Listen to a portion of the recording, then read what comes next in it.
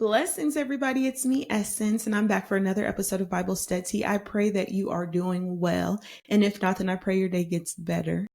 My name is Essence. I already said that. But let me tell you what Bible Study is if this is your first time joining. First, I want to say welcome. Whether you've been here before or not, welcome back if you have.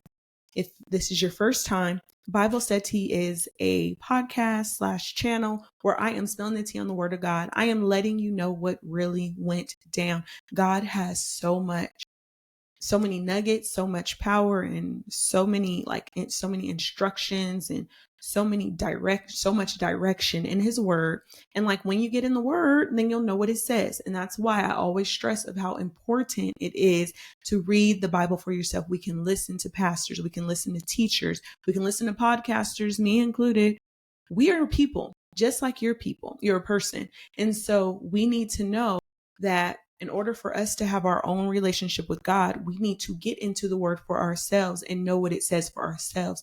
People can tell you the word says anything, but unless you're in it for yourself, you truly don't know. So I encourage you to read the Bible for yourselves. You can start anywhere. Okay. It's all good, but read the Bible for yourselves. People like to start in the Gospels, Matthew, Mark, and Luke. You can start anywhere. You can start in Genesis. You can start in Revelations. You may want to pray first, but you could start in Revelation. You could start anywhere, but read the Bible. There's so much information in this. It's life-changing. It's applicable to our lives today. Even though it was written thousands of years ago, it's still applicable. And all the stuff that was prophesied in this word, it's either coming to pass. It's all going to happen because God doesn't lie. Okay. So today we are in Genesis 42. Now, before I get started, we're going to pray, as we do. And then just so you're aware, I read some and then I talk about it, read some, talk about it. And that's the structure and format of each episode for the most part. Because, I deviate once in a while from what I normally do. I'll summarize it and then talk about it. But today I'm going to read and talk. And so if God reveals anything to you and you want to share it, leave it in the comments. Go ahead and like, share, and subscribe. You can share this post, any of that. It's very helpful for the algorithm. I truly appreciate it. Okay. Now, we are talking about today where Joseph's brothers go to Egypt. The previous episode, we talked about Joseph's rise to power. This is where he has been obedient. He has been faithful. He has been trusting God, and God comes through. The time occurs where Joseph is standing before Pharaoh. He had already interpreted the dreams that Pharaoh had. He gave a resolution of what can be done to combat the famine that will be happening in the land. And then Pharaoh blessed him. Pharaoh, I believe, of course, because God had set it up and made arrangements and made it happen the way that it did. But Pharaoh recognized God's favor on Joseph's life, and he put Joseph in charge. When I say in charge, I mean it was Joseph and then Pharaoh above him because he was the king, or he was the Pharaoh. Pharaoh, FYI, is not a name in the Bible when they're referencing Pharaoh or Nebuchadnezzar. Sorry, not Nebuchadnezzar. I can't think of the name right now. If I think of it, I'll let you know. Lord, help me remember. But when they're referencing Pharaoh, it is an Egyptian king. Okay. The other name I'm thinking of, it starts with an No, it's not Abimelech. Okay. Well, that's neither here nor there. We're not talking about that anyway. Okay. So Pharaoh is a name for an Egyptian king. And so today we are diving into Joseph's brothers going to Egypt, right? This is Joseph is in this season of life, right? Where things are coming to fruition. The things that God had promised, the dreams that God had given him, he's been waiting years in obedience, faithful to God, regardless of what's been happening, experiencing the highs and experiencing the lows, faithful everywhere he's been, knowing God's been with him everywhere he's been, operating in integrity everywhere he's been, every situation, every season of life. He has been that guy who's just been faithful, holding on and trusting God. And now the stuff is starting to come to fruition. It's so beautiful when you are just in a season of waiting. In the meantime, waiting for whatever it is that God promised you or told you or you're trusting him for. And then it starts to happen. First, you just start seeing things happen around you. Then you start experiencing it and it's just still happening. This is a beautiful place to be in. And so we're reading in Genesis 42. And I believe we're going through all of Genesis 42. So we're going to be trekking along in 1 through 38. Now, Joseph's brothers going to Egypt, I wrote down, so I look at this, I read it, we trust God for it. And then we move forward and we talk about it. Okay. So did I pray? Well, we're going to pray again. If I did, dear most gracious and Heavenly Father, we thank you because you can never have enough prayer. We thank you for your unconditional love, grace, and mercy. I thank you for favor. I pray that you speak through me. I pray that you have your way in this lesson, in this study. And I pray that you are glorified in it. I pray that every word that I say is because you've given it to me to share. I pray that the person who is listening to this episode has ears to receive whatever it is that you're giving. Father, I pray that you break it down. Help us to be encouraged, edified, and uplifted through your word. And I pray that you have your way and we have a good time on here today, glorifying you, reading your word together. And we give your name glory, honor, and praise because you deserve it. In Jesus' mighty name we pray. Amen. Okay. I don't know if I prayed or not, but you never could have enough prayer. So chapter 42, I'm spilling the tea on Joseph's brothers going to Egypt. And I wrote down, it's all playing out as God revealed to Joseph years prior. Verse 1. When Jacob learned that there was grain for sale in Egypt. So remember, Jacob is Joseph's father, Jacob, aka Israel. So when Jacob heard that there was grain for sale in Egypt, he said to his sons, why do you look at one another? And he said, behold, I have heard that there is grain for sale in Egypt. Go down and buy grain for us there, that we may live and not die. Okay. So he's looking, I'm like, why are y'all just sitting around? There is food when there's famine that's going on. So now we're in the time of famine. He's like, there is food over in Egypt and y'all are sitting here looking at each other. Like, what are you doing? Okay. So verse 3. So 10 of Joseph's brothers went down to buy grain in Egypt, but Jacob did not send Benjamin, Joseph's brother. They had the same mom and dad, Benjamin and Joseph, with his brothers, for he heard that harm might happen to him. Thus the sons of Israel, which is aka Jacob, came to buy among the others who came from the famine, for the famine was in the land of Canaan. So they went after Jacob sent them, aka Israel sent them. When he said that we may live and not die, he's like, take action. Do something. Why are you just sitting here? Like, do you ever have a situation in your life and sometimes you're so paralyzed by thinking about it or other things that you're not taking care of what needs to happen? I'm speaking for myself. Like, so it may apply to you as well. Like when you need to take action, but you're like procrastinating or whatever. Don't do that. We have to take action. We have to make sure that we are making moves. We have to make sure we are being obedient to God. We have to be used by him. And that is not the moral of this entire chapter, but it's worth mentioning. So one of the other things was, remember, Jacob only had 2 sons with his favorite wife. So Rachel was his favorite wife. The word tells us, I'm not making any of this up. And at this time, they believe Joseph isn't alive. They don't know that he's the one over there running the show under Pharaoh, right? They have no idea that that's what they're about to walk into. They still have no idea when they get there, but that is like, this is it coming to fruition. What God said he was going to do is happening. And this is just how it happens. A lot of the times God will give us a vision, a dream, goals, whatever.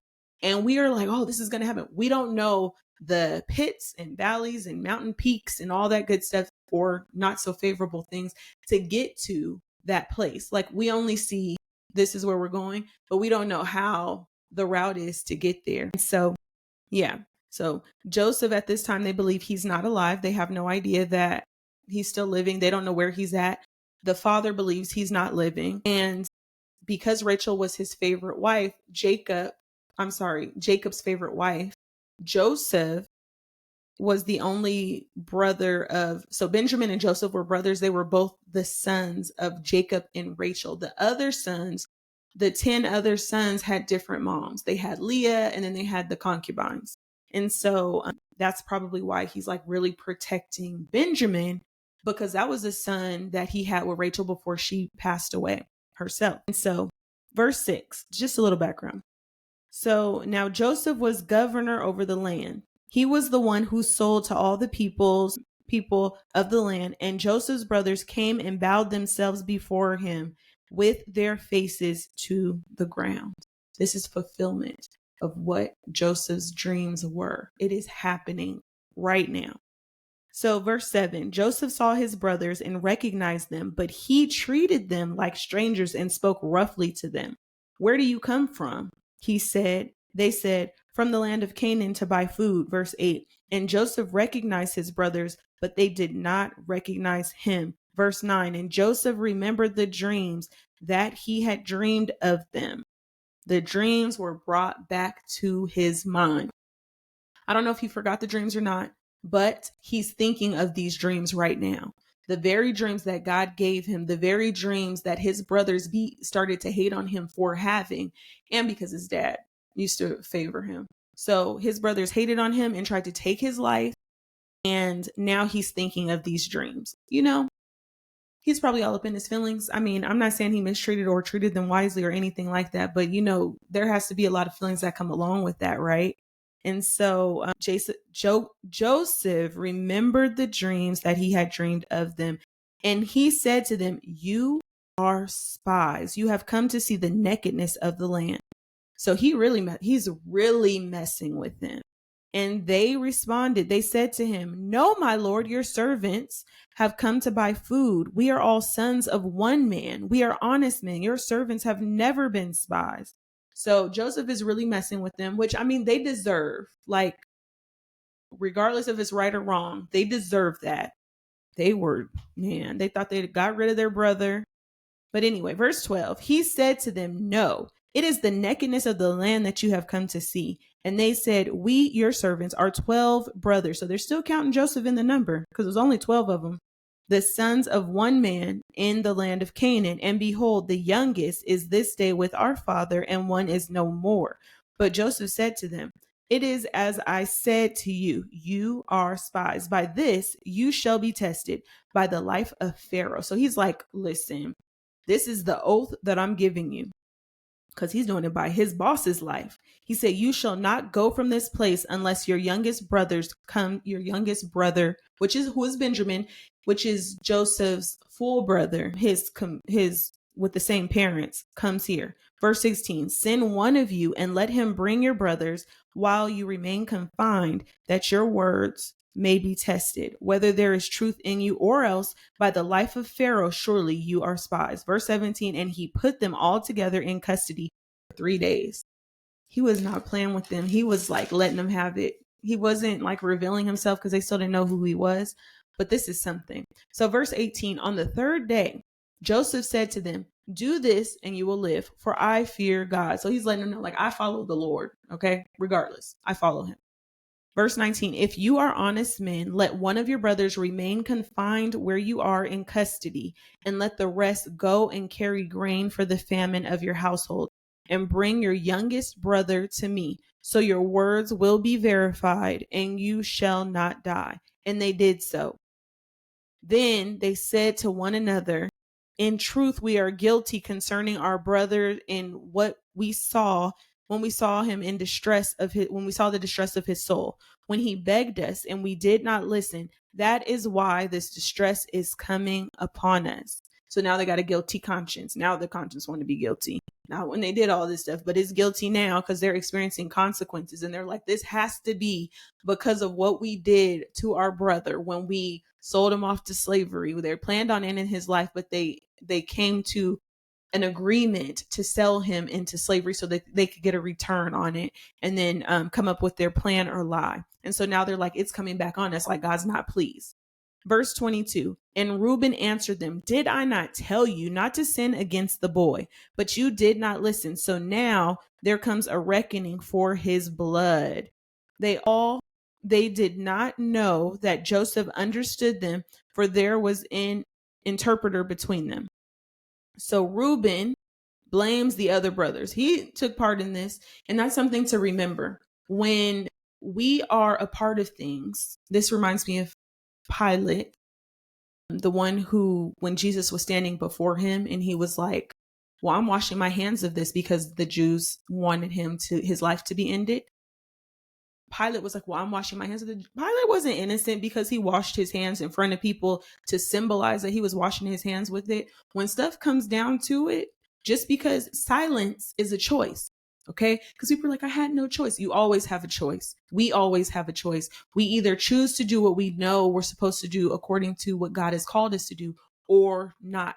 Even us taking an approach of, I just won't say anything. I just won't take part in it. You have made your choice. You either do what God said, do what God is calling you to do or not. There's no in between. There's no, oh, I just stood on the fence. I was on the fence about it and made no decision. You not being obedient to God, you not doing what God said, you not like following through on the plans and purposes and instructions or any of that is you choosing to follow anything that's opposite of what he told you to do. If you're not being obedient, you're in disobedience. Okay. So I don't want us to tread lightly over that. Like I want us to get deep in there and know that you either do what God said or you don't. Even if you're like, oh, and you're just over analyzing it and you're not making any moves, you're either obedient or you're not. If God said go now and you're like, okay, well, should I? Was it really you? But you end up not going, you were disobedient. Or you decide to overthink before making a decision, but God told you to do something at this moment. Either you did it or you didn't, period. Like that's what it comes down to. There's times where, he allows us to have the grace of praying and seeking. We should always pray and seek him, but praying and seeking him. And we didn't make a decision yet. But sometimes opportunities, those doors close. Sometimes, certain things, you can't just put it off on somebody else. When we stand before the Lord, it's not those brothers made me, participate in this or they did this. No, God is like, but what did you do? So we're not talking about your brothers now. We're talking about what you did. And so that's what that reminded me of. Reuben was not blameless because he was blaming his brothers. So verse 23, they did not know that Joseph, okay, I already read that, understood them because they were speaking with an interpreter between them. Verse 24, then he turned away from them and wept, and he returned to them and spoke to them, and he took Simeon from them and bound him before their eyes. Okay, so you have to imagine, Joseph has not seen his brothers since he was sold into slavery. They threw him into the pit and he was sold into slavery. He has not, it's been years, okay? Because it's just been 2 years since he's been in the pit. They don't even know that he's alive. They don't even recognize him. This has to be overwhelming, regardless of his role, regardless of the authority he has, regardless of God, being with him. Things still hurt. Just because you're with God and walking with God, just because, you're in a place of elevation, maybe because God has placed you there or whatever. It doesn't matter how strong you may be or, even our God is strong. He's strong for us. He's strong in our weakness, but like stuff still hurts. We still feel the emotion of whatever it is. And so, he weeps and then he comes back and then he has Simeon bound up. And because remember, he said, one of y'all have to stay and you're not getting him back until you guys return with the youngest brother. So Joseph has the reasons for doing the things that he's doing, but let's get to verse 25. And Joseph gave orders to fill their bags with grain and to replace every man's money in his sack and to give them provisions for the journey. This was done for them. Verse 26. Then they loaded their donkeys with the grain and departed. And as one of them opened his sack to give his donkey fodder at the lodging place, he saw his money in the mouth of his sack. He said to his brothers, my money has been put back. Here in the mouth of the sack. This, their brothers, my money has been put back. Here it is in the mouth of the sack. Okay, I don't know why I read that again. He said to the brothers, my money has been put back. Here it is in the mouth of the sack. At this, their hearts failed them, and they turned trembling to one another, saying, what is this that God has done to us? So now it's God's fault, according to them. It's God's fault. Why? The consequences of their actions are starting to catch up with them. They don't realize that they've talked to Joseph. That was Joseph who was running the show. They probably would be in fear if they really knew in that moment. But now they are really afraid, like they're shook and they're like, oh my goodness, like how did this money that we took there come back into our possession when they filled the grain? Like, oh my goodness, God did this. Like, and they're guilty now. They're feeling guilty and they're like, this is happening because like, God, what are you doing to us? They're blaming God because of their sin, because of what they did. Verse 29, let me make sure I'm at 29. Yeah. When they came to Jacob, their father in the land of Canaan, they told him all that had happened to them, saying, verse 30, the man, the Lord of the land, spoke roughly to us and took us to be spies of the land. So he's like, they were over there accusing us. He was saying we were spies, Lord. And they're telling the dad. But We said to him, we are honest men. We have never been spies. We are 12 brothers, sons of our father. One is no more, and the youngest is this day with our father in the land of Canaan. So, Jacob's over there listening like, this is what went down. Oh my goodness. That's what I believe. It's just thought. Then the man, because you have to put yourself in the shoes of the individual, right? Like, he's telling you what went down. Like, oh my goodness, this is horrible. So then the man, the Lord of the land, said to us, by this I shall know that you are honest men. Leave one of your brothers with me and take grain for the famine of your household and go your way. Verse 34. Bring your youngest brother to me, then I shall know that you are not spies, but honest men. And I will deliver your brother to you, and you shall trade in the land. So here's the part right here. No, let's finish and then let's finish this, the next verse, a couple of verses, and then I'll tell you the part. Okay, verse 35. As they emptied their sacks, behold, every man's bundles of money was in his sack. And when they and their father saw their bundles of money, they were afraid. And Jacob, their father, said to them, You have bereaved me of my children. Joseph is no more, and Simeon is no more. And now you would take Benjamin? All this has come against me. So listen, saw this and was like, they done left Simeon.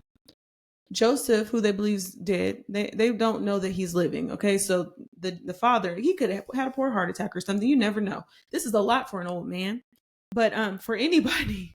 And so he's like, you done bereaved me of my son, my favorite son. He didn't say that, but I mean, we know it's the favorite because the Bible tells us. And then now Simeon is no more. And I don't know why they wrote off Simeon. Simeon's still living. Joseph says he'll give Simeon back when they show up with Benjamin. Like, whoa, hold on. But I understand they're worried and he's overwhelmed and he has a lot on him right now. And Jacob, their father, said to them, You have bereaved me of my children. Joseph is no more and Simeon is no more. And now you would take Benjamin.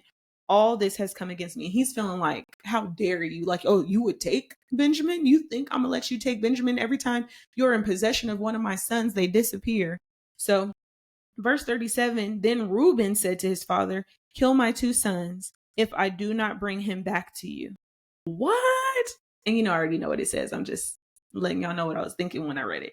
But put him in my hands and I will bring him back to you. Verse 38, but he said, My son shall not go down with you, for his brother is, it says, dead, and he is the only one left. If harm should happen to him on this journey that you are to make. Something to point out. He is not the only son left. They're all his sons. He had 12 sons. He has other children too, but he had 12 sons here. Okay. Joseph, who they think is not living. Simeon, who is still living, but with Joseph he's like in a prison somewhere or restrained somewhere. And then he's like, nah, no, I don't trust y'all. Basically, that's what he's saying. Like, I don't care if you put your sons up.